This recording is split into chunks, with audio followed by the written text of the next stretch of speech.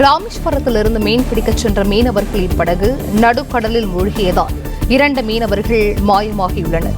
கூடுதல் விவரங்களை செய்தியாளர் பிரபுரா வழங்க கேட்கலாம். பிரபுரா, வணக்கம். இது குறித்தான முழு விவரங்கள்.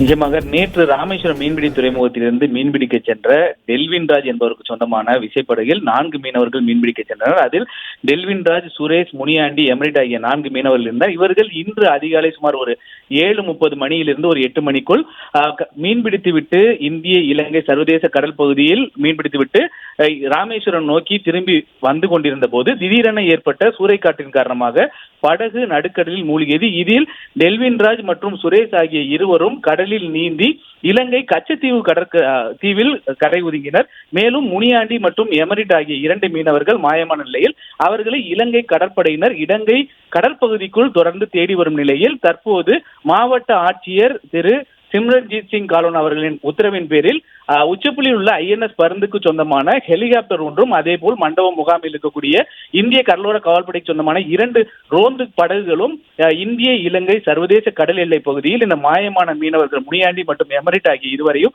தீவிரமாக தேடி வருகின்றனர். மேலும் இந்த கச்சத்தீவு பகுதியில் கரை ஒதுங்கிய இந்த டெல்வின்ராஜ் மற்றும் சுரேஷ் ஆகிய இருவரையும் இலங்கை கடற்படையினர் அவர்களுக்கு முதலுதவி சிகிச்சை மற்றும் உணவு கொடுத்து தற்போது அங்கு தங்க வைத்துள்ளனர். இந்த மீனவர்களை தேடும் பணி முடிந்த பின்னர் இந்த டெல்வின்ராஜ் மற்றும் சுரேஷ் ஆகிய இருவரும் இந்திய கடலோர காவல்படையினரிடம் இலங்கை கடற்படையினர் ஒப்படைக்க உள்ளதாக அங்கிருந்து வரும் தகவல் வெளியாகியுள்ளது.